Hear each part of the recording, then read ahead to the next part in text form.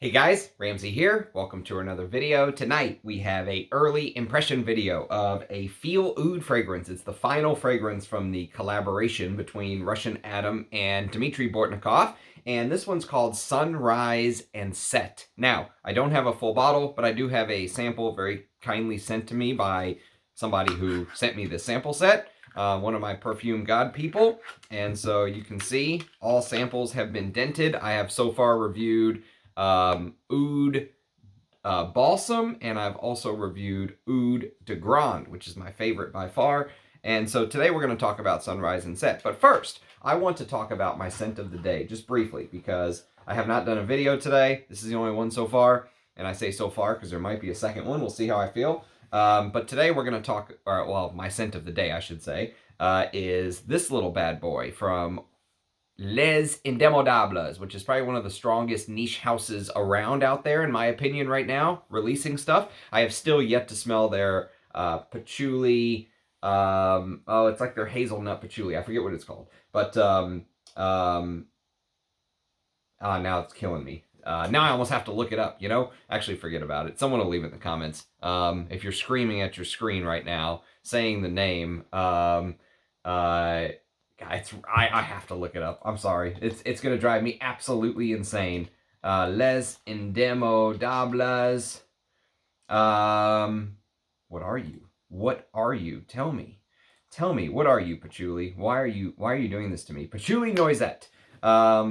And so they're patchouli and hazelnut combo, which came out last year. I've still yet to smell that. I have also still yet to smell Escalon Indonesia, Fougere Emerald, the new Vanille Havan Extrait, Cuir de Chin, Escalon Haiti, Chypre Azarel. I've never smelled any of those. So there's still like 6 or 7 fragrances from what I think is one of the best niche houses out there that I have not smelled. But this one is my favorite from the ones that I have smelled so far. I think this is better than Vanille Havan. I think it's technically better even than Rose de Jamal, even though I think Rose de Jamal is one of the best rose fragrances. Vanille Havan is one of the best takes on that.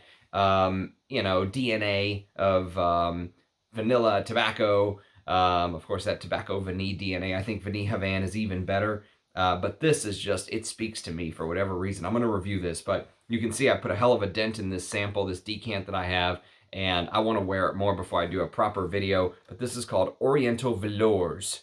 And this is one of the very early, my God, man, very early vanille, very early Les Indemodables fragrances that were not created by Antoine Lie. I think Antoine Lie has made most of the earlier ones from like 2017, 18 onwards. This one came out all the way back in 2016 when Remy and his wife first started the house.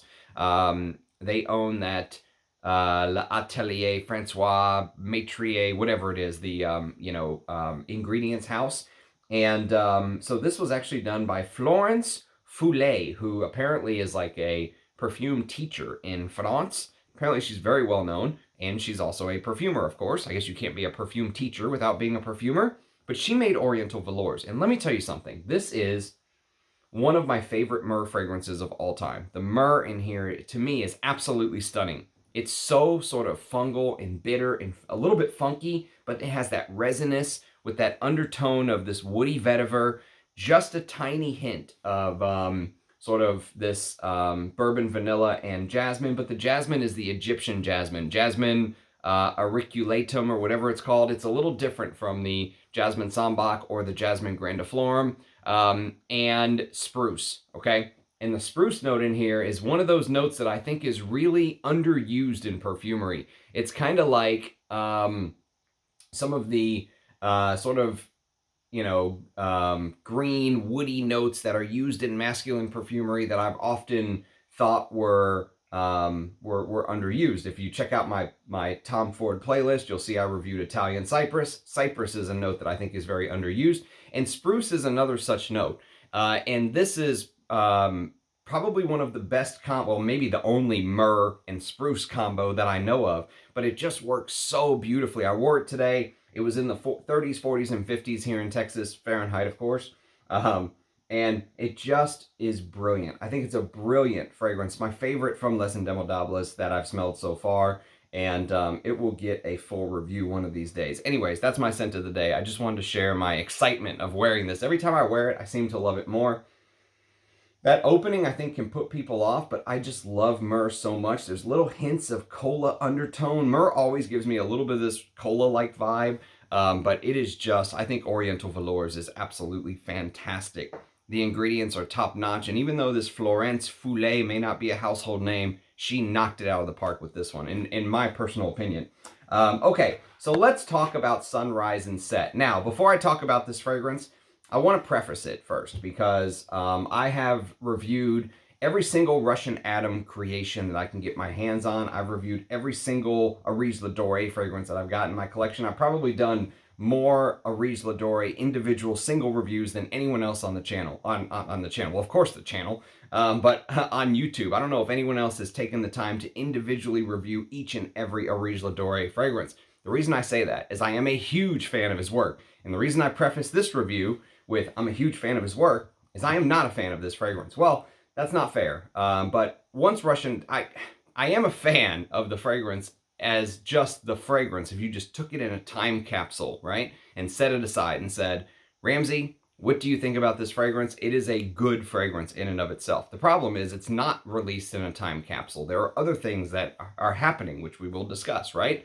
And so for me, Russian Atom once told me that, Ramsey, one of the biggest risks to a creator is this echo chamber of people only saying good things about them.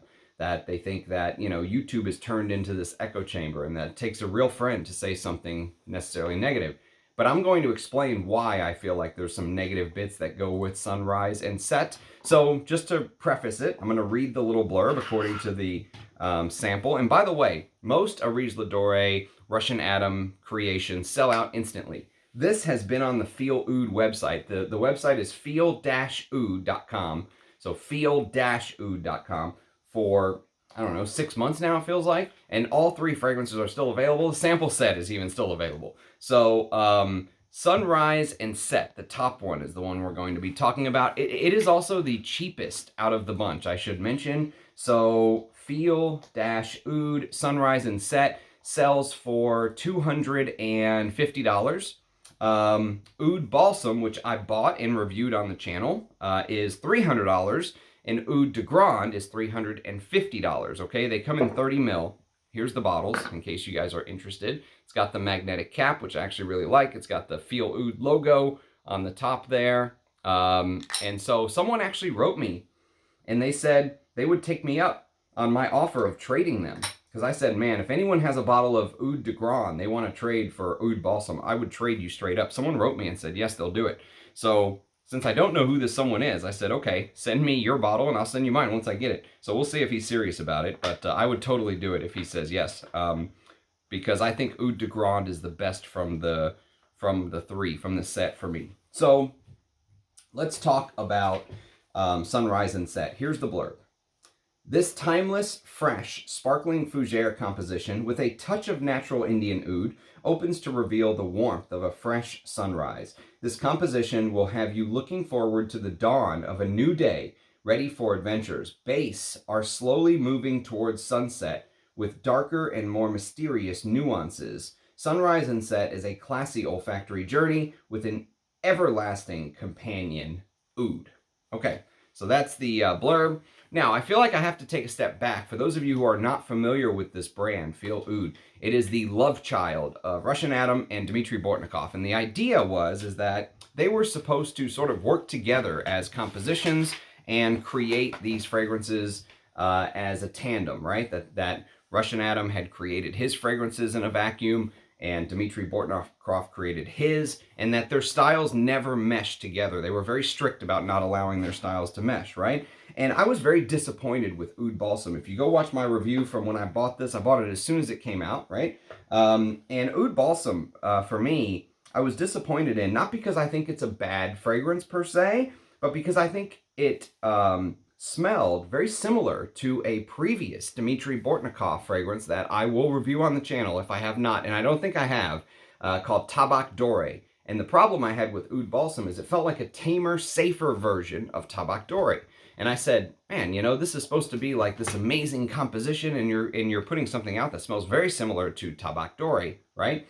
And so I had a problem with that, and I said something very similar to what I'm going to say about Sunrise and Set. I don't think Oud Balsam is necessarily a bad fragrance, but I think that if you know the previous work by Dmitry Bortnikov, then you would definitely pick up the comparison to Tabak Dori almost instantly. In fact, I think Tabak Dori is a better fragrance, like I said. So now on to Sunrise and Set. Now, Sunrise and Set, as soon as I spray, instantly, right? It's not like, oh, maybe in the dry down there's a slight resemblance. No, as soon as I spray, instantly I'm hit with shades of Ocularia Blossom, okay? And Ocularia Blossom is a fragrance in the Arise Ladore line, which I have reviewed. I reviewed it maybe like 6, 7, 8 months ago, give or take.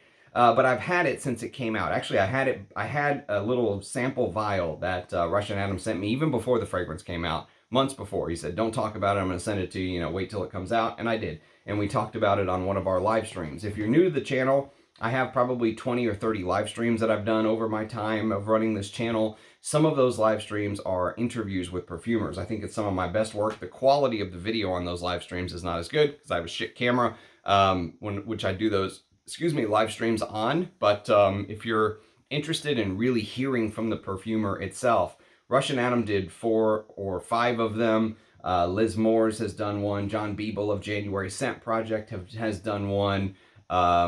The gentleman from Clandestine Laboratories, which is Mark Sage. He's been on the channel before. So I've had a bunch of different perfumers on. Sultan Pasha was just recently on the channel. So those are, I think, some of the best kind of live streams that I've put up. But I reviewed Ocularia Blossom is where I'm going with this. And I actually did an early first impression while Russian Adam was on live stream with me. And it was a work that was created by him and his good friend Taha, who owns Agar Aura. Now, Taha has a very fresh type of DNA that he likes. He likes his ouds to be sort of fresh. He doesn't necessarily like the in-your-face. He doesn't suffer from the Russian Adam illness, which I suffer from, where you always want more oud, more musk, more real castoreum, more ambergris, that kind of stuff, right? He doesn't suffer from that disease. And I've reviewed probably 6 or 7 Agar Auras on the channel. Again, I've made playlists for every single fragrance house I've reviewed. Even if there's only 1 or 2 fragrances in that house, I've made playlists. So you can go see, you can go buy sort of brand, perfume house, and see which ones I've reviewed and watch many of the reviews at once using the playlist. But for me, it smells like Bortnikov made Oud Balsam, right? And it feels like Russian Adam made Sunrise and Set because of the Ocularia Blossom feeling. I don't know if that's true or not necessarily. It feels like Russian Adam made Oud de Grande and, Sunrise and Set, and it feels like Bortnikov made Oud Balsam to me. That's just the feeling I get. So my first criticism is, when you buy something that is marketed to you as sort of this this duo work, you kind of expect them to put their heads together and create something amazing together, right? And when you're reminded of fragrances that already came before in the previous collection, I think that's instantly a little bit of a letdown for me. Now, if you're not someone who is such a fragrance addict as I am, and you haven't smelled all of these things from the collection, and you've never smelled Ocularia Blossom, or you've never smelled Tabak Dori, these are going to smell completely unique to you. But if you have smelled Tabak Dori, or in Sunrise and Set's case, if you've smelled Ocularia Blossom, you're going to instantly be reminded of some of their previous work. And I think when there is, this big build up to this, duo working together, that I really expected more from I really expected them to put their heads together and create something amazing and unique and new. And I understand there's nothing new under the sun. Sometimes things are going to smell like something, but when it smells like one of your previous fragrances, I think that's an issue, okay, for me personally. Now, I don't know if that's true or not. This is not confirmed that Russian Adam did Sunrise and Set and Dmitry Bortnikov did Oud Balsam. I don't know if that's true or not, but someone left me a comment and they said that they spoke to Dmitry Bortnikov and he said that. So I'm just going off of secondhand information. Don't hold me to it. I'm not saying it. Don't take that as a fact, but that is sort of the rumor circulating around the campfire. Okay. Now, like I said, I wanted a true collab, right? And so like I said, the best from the line for me, if you're just interested, is Oud de Grande, and if that guy is serious about trading me, I would definitely do it. Now, because I think that is like a reference jasmine fragrance. Go check out my review of Oud de Grande if you're kind of interested in learning more about that or you love jasmine. So let's talk about Sunrise and Set, because the thing is that it opens up, like I said, instantly. You're going to be reminded of Ocularia Blossom if you're familiar with it. If you're not familiar with Ocularia Blossom, the idea of Ocularia Blossom was to create a perfume. It came out in 2022, so a couple years old now, that was supposed to represent what a blossom on the oud tree would smell like. Now, oud trees don't necessarily have blossoms that smell, just kind of like a fern doesn't smell, right? Like Fougere Royale for men, when it came out in the late 1800s, was supposed to be this imaginary smell of what a fern would smell like, right? That was the perfumer's brief, if you will. That was this artistic sort of brief to create the smell of a fern, right? Mankind wanted to give fern a smell, and Fougere Royale was born for men. And I love the connection to the past that Ocularia Blossom gives you with this idea of creating this imaginary accord of a blossom on an oud tree. And I think oud trees have very small flowers or something sometimes, but they don't smell, right? They don't have this big blossom-like smell. So that was the idea. And so if you smelled Ocularia Blossom, it opens up with this big, bitter sort of yuzu accord, right? And it's very sprightly and very, very fresh. And Sunrise and Set opens up very similar, except for they use more bitter orange and lemon. So you'll notice instantly a couple things that'll come through. Number one, it feels like the bitter orange and lemon notes are just a little bit more amped up in Sunrise and Set. And it feels like that animalic Indian oud is amped up just a little bit more. And I mean just a little bit, like the dial is just cranked up a hair, right? So it's not like it's this big fecal Indian oud opening. No, this is a fresh take on an oud fragrance. It stays within the lane of Ocularia Blossom. It's supposed to be a fresh oud. And that's kind of what you get. You get this very fresh and uplifting, like a sunrise, right? It's a sunrise feeling. It's sparkly. It is, slightly tart, slightly bitter, citrusy, and very fresh. And you're hit with a little bit of spices, and that spice is cardamom. And you're hit with the citruses, the opening. Very vibrant, very citrusy, very fresh. And that animalic oud, just a touch more of Indian animalic oud. So because it's specifically Indian oud here, and I know Taha from Agar Aura really likes the fresher oud, so they did not use Indian oud in Ocularia Blossom. There is an oud note in Ocularia Blossom, but it's much fresher, okay? And so here, the Indian oud note shines through a little bit early on in the opening, and it just gives it a little touch of this animalic oud, but just a little bit.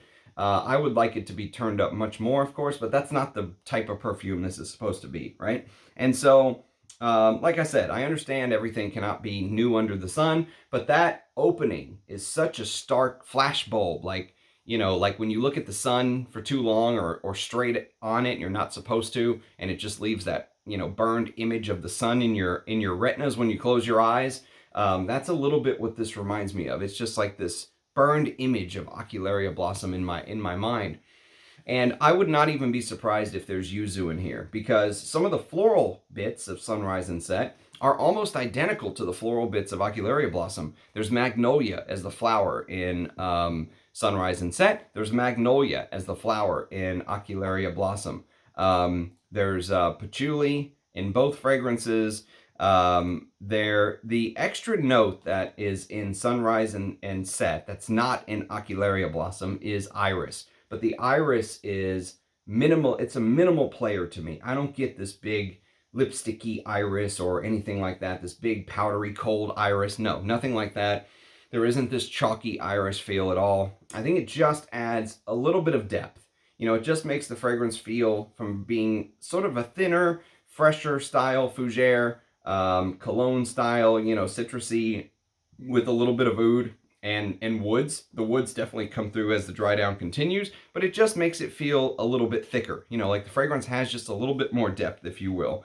So just imagine when you spray Sunrise and Set, you're hit with this sort of tart, yuzu, very rindy. You know, imagine grinding some of the outer part of like the orange to get the bitter part, right? You know how sometimes there's drinks that are made where they'll cut kind of like the peel, the orange peel, and put it around the outside of the glass. And if you bite that orange peel, it's going to be bitter, right? Because it's just the peel. It's not the actual fruit. That's how the tart citrusy bit opens up in the beginning. And like I said, would not be surprised if there's yuzu at all in here, because that's what's used in Ocularia Blossom, and the flashbulb accord is so very similar to me.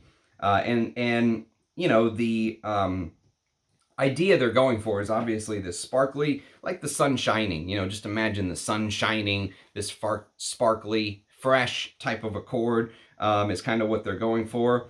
And so the problem for me with this fragrance is that even though the Indian oud is amped up, so that animalic Indian oud is turned up a little bit, it doesn't sort of, for me, it doesn't make up for the loss of 3 keynotes, okay? There's really more, but there's really 3 key notes that I'm going to mention. But like I said, there's even more notes that are missing from Sunrise and Set. Like, for example, there's no frankincense listed. That's in Ocularia Blossom.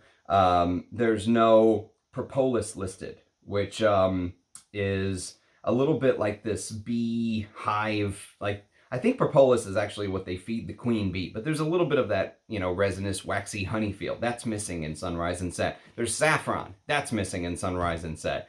There is neroli. That's missing. There's a bunch of things that I think are not listed in Sunrise and Set that are listed in Ocularia Blossom. But the real big one for me, okay, the addition of the Indian oud being amped up a little bit, the big losses for me is ambergris.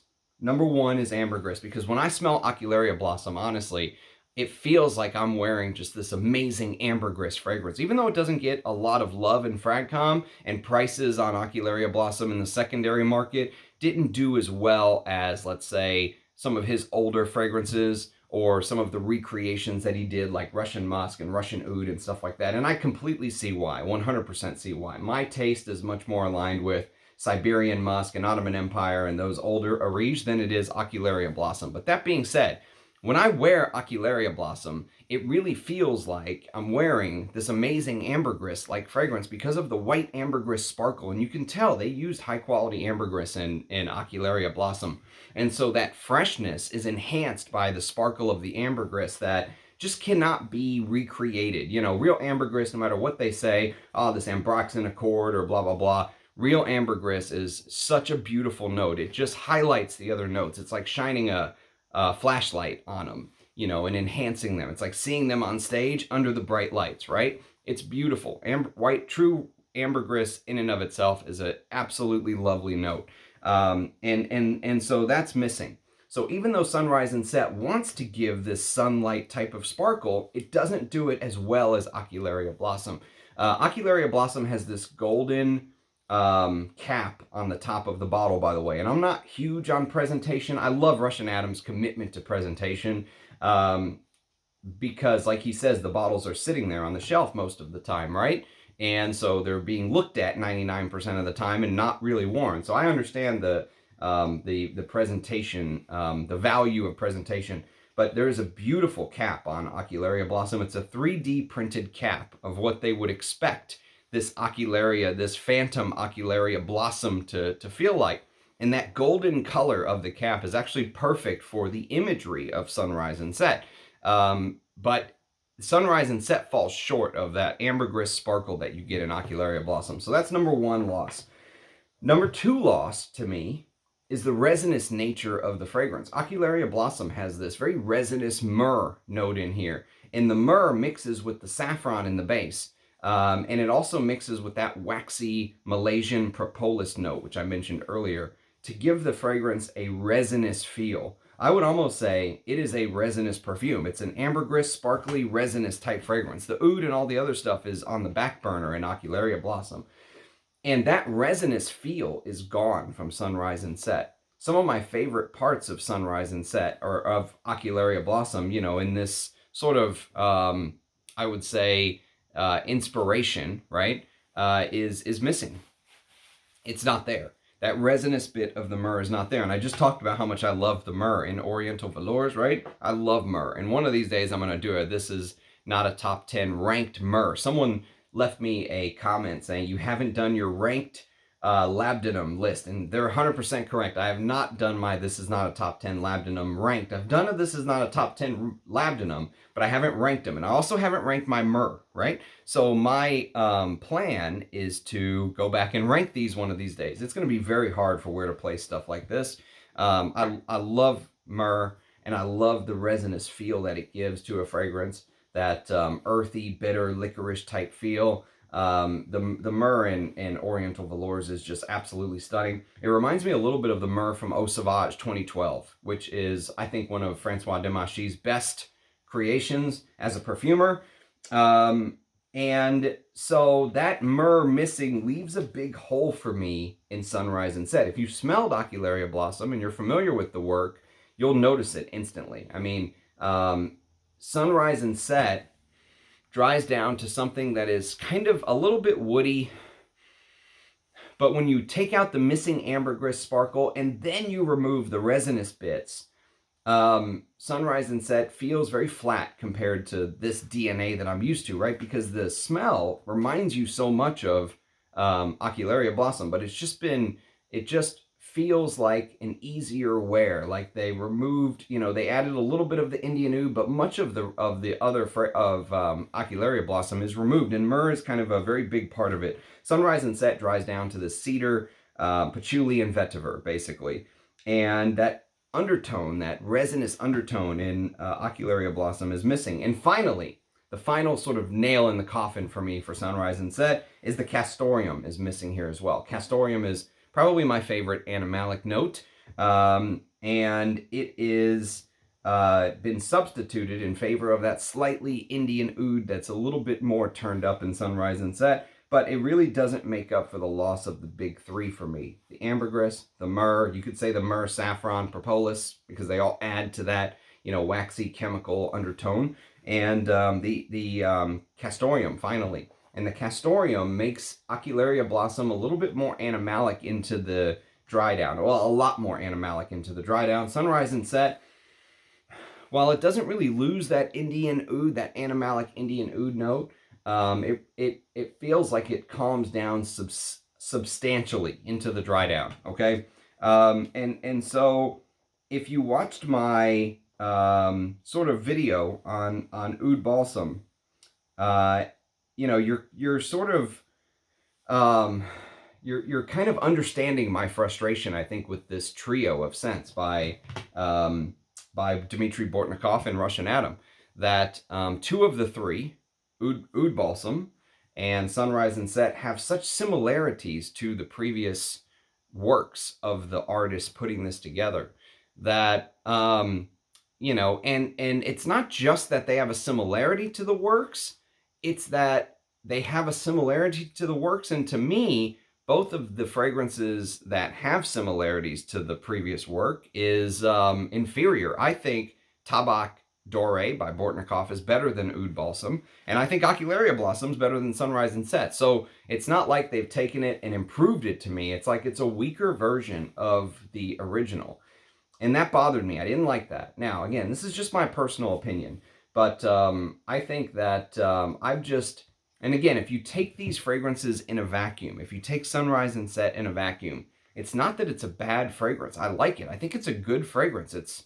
I would wear this in summer, no problem at all. I would, if someone gave me a bottle of Sunrise and Set, I would wear it 100%. I would wear Oud Balsam. The problem is that I expected so much more. My expectations for them are here. You know what I mean? As far as like artisanal houses go, and that's just what I call these type of brands, the Bortnikovs, the Orige Ladurées, the Ensars, the Rising Phoenixes, the Sultan Pashas, they're artisanal houses to me. They're really run different from modern niche. They're run a lot different from Tom Ford's Private Blend and Roja Doves and Amouages. They're different from Xerjoffs. Those are niche. These type of houses I'm mentioning are different, and I've come to expect so much more. And so even though in a vacuum, this is a good fragrance, when you go through the history that I just went through, I think it's disappointing. 2 out of the 3 are disappointing. Now, Oud de Grande is the one that really surprised me, because if you know my taste, right, you would probably say Oud Balsam is my favorite, hands down, because of the tobacco and the resins. And Oud Balsam is this sort of gourmand oud, sort of tobacco with the Thai oud in here. 100-year-old Thai oud is what they say. Very resinous and spicy and tobacco-y and stuff like that. And you would think the darker juice and all that stuff would be much more to my taste.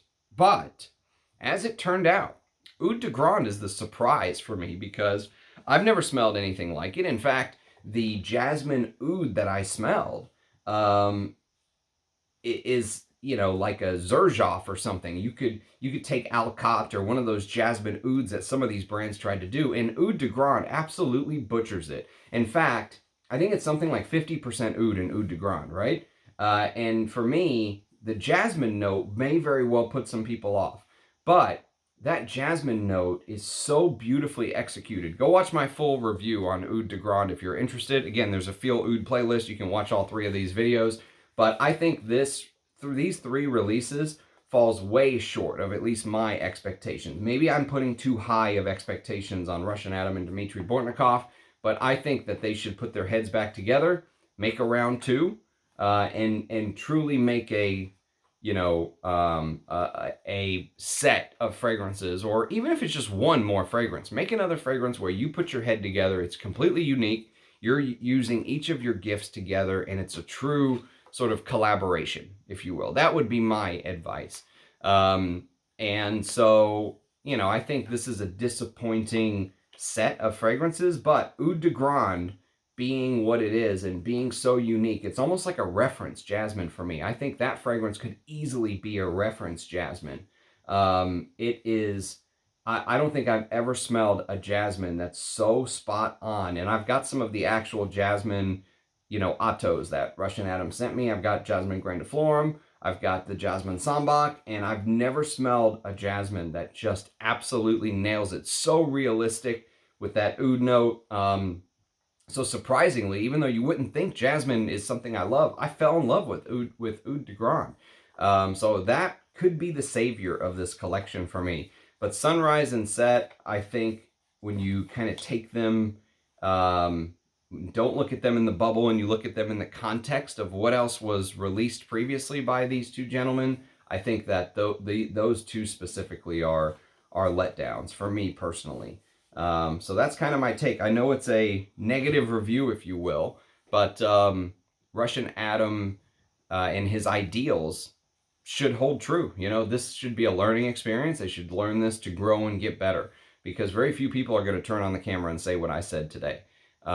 It takes balls to do that, quite frankly, and it can alienate friends. But I think Russian Adam and I have a friendship that is definitely strong enough to take a negative review, and it's something that he asked for, something that he yearns for, that not enough people tell them that their true feedback. And I'm not going to give him a negative review just to give a negative review. Go watch my Aries Ladore videos. See how many of them I absolutely love.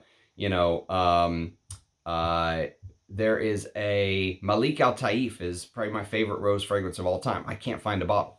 I would love a bottle of Malik Al Taif. His Cuir de Russie, which he created, which is supposed to be a garment perfume, not on skin. One of my favorite Cuir de Russies of all time. If I could spray that on skin, that could easily be a signature scent for me.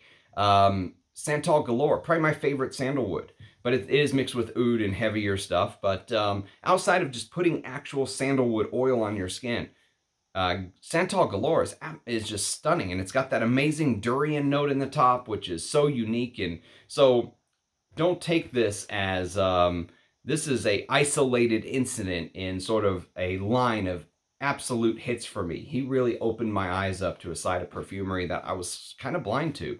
And so, unfortunately, I don't like doing these reviews, but I feel like it's necessary. I feel like it's part of being a reviewer. Have to give your honest review. And you may not agree with me, but that is part of reviewing fragrance on YouTube. Otherwise, you're not a reviewer. You're just someone that gives positive reviews. If you give everything a 9 or a 10, that's not a review. You know, you can just grab anything. You almost add nothing to the conversation if you just give everything a 9 or a 10. Now, I don't rate fragrances at all, but I think it's clear that this is a little bit of a letdown, but I hope it's used as a learning experience, and I hope we get a true Dmitry Bortnikov and Russian Adam collab. So that's kind of my thoughts. If you've had some experience with Sunrise and Set, or any of these three, actually, I would love to know your thoughts. Do leave a comment. Let me know what you think.